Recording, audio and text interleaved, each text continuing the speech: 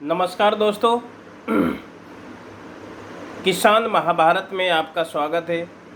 देखिए, आप सभी सोचते होंगे कि डेली सैनिक किसान किसान करके फेसबुक पे आ जाता है, लगता है इसके पास और कोई काम धंधा है ही नहीं। ऐसी बात नहीं है दोस्तों, हमारे पास भी टाइम नहीं है, लेकिन टाइम निकालना पड़ता है। क्यों? क्योंकि मैं एक किसान का बेटा हूँ। मेरे पिताजी ने अनाज बेच कर के मेरे को पढ़ाया है और अब मैं अपने पैरों पे खड़ा हूँ। तो क्या मैं अब ये कहूँ कि मेरा काम निकल गया, मेरे को कोई बोलने की ज़रूरत नहीं है? तो ये मेरे लिए लानत की बात होगी। नंबर 2, आपके परिवार में भी, आपके परिवार में होंगे, सगे संबंधियों में होंगे, रिश्तेदारों में होंगे, दोस्तों में होंगे, किसान तो होंगे, उनसे ज़रूर आपका परिवार जुड़ा होगा। तो क्या आप भी चाहते हैं कि आपके दोस्त, रिश्तेदार, भाई बंद हारें, उनकी डिफीट हो, या वो खुशहाल रहें? आप कैसे देखना चाहते हैं उनको? ये आपके ऊपर डिपेंड करता है, ये आपकी इंसानियत पे डिपेंड करता है कि आप अपने आदमियों को खुशहाल देखना चाहते हैं या दुखी देखना चाहते हैं। नंबर 3, इन बातों को भी छोड़िए। हर आदमी 2 वक्त की रोटी खाकर तो सोता होगा।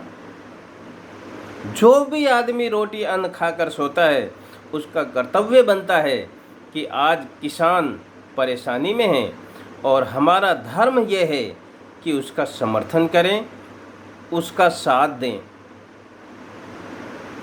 देखिए, अब मनसा वाचा कर्मणा, आप कैसे भी सहयोग कर सकते हैं।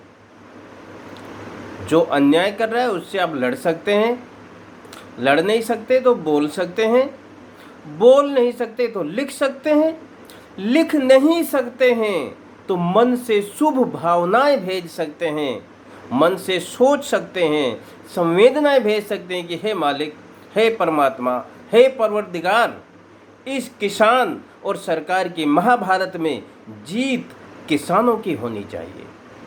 ऐसे भाव भी यदि आप सोचेंगे मन में, वो बहुत ज़्यादा कारगर और कामयाब होता है। आपको एक बात बताऊं, जब पांडव और कौरवों का महाभारत चल रहा था, तो क्या 5 पांडव 100 कौरवों को हरा सकते थे? कभी नहीं हरा सकते। 100 तो 100 होते हैं, कहते हैं चाहे माटी चून के हों।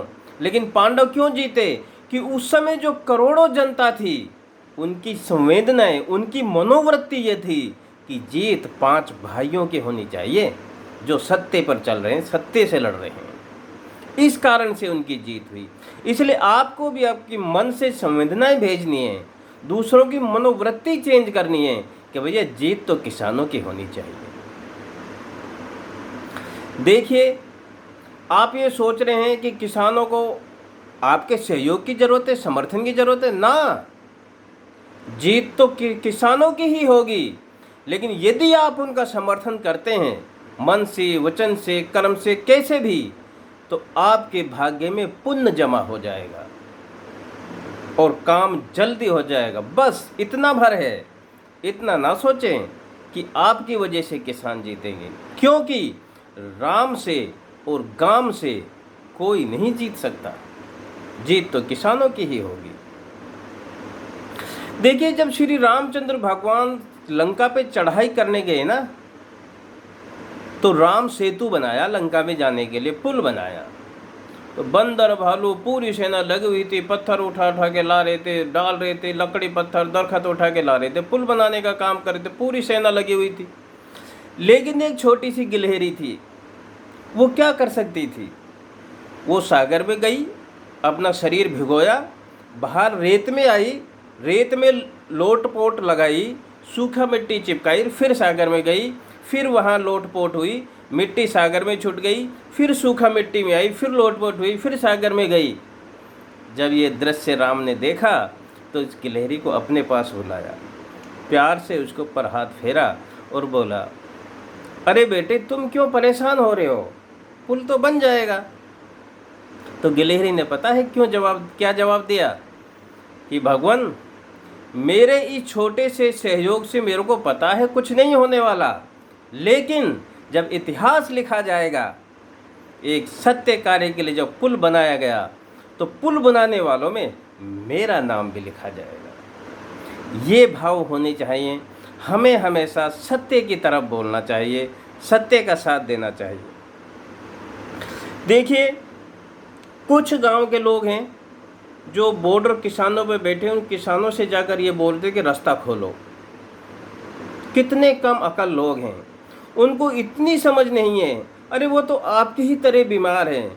बीमार बॉर्डर पे कौन आया है जो तकलीफ में है? बीमार आदमी डॉक्टर के पास आया है, वो तो खुद बीमार है और तुम उससे बोल रहे हो कि पहले मेरा इलाज होने दो। जबकि उन लोगों को चाहिए कि सरकार के पास जाएं, सरकार के ऑफिसों में जाएं, सरकार पे दबाव बनाएं कि भैया हमारा रास्ता खुलवाओ, हमारा भी कुछ अधिकार है, हम भी स्वतंत्र जीना चाहते हैं, जिससे सरकार किसानों के बारे में सोचे। लेकिन हो उल्टा रहा है। गांव के लोग भी बॉर्डर पे जाके उन्हीं लोगों को बोल रहे हैं, किसानों को, कि आप रास्ता खोलो। यानी बीमार आदमी बीमार से ही टकरा रहा है।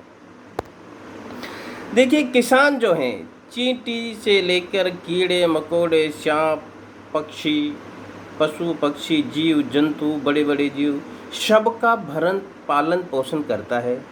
इसीलिए उसको अन्नदाता कहा गया है। सभी जीवों को पालन करता है। तो उस अन्नदाता का हमें सम्मान करना है, सहयोग करना है।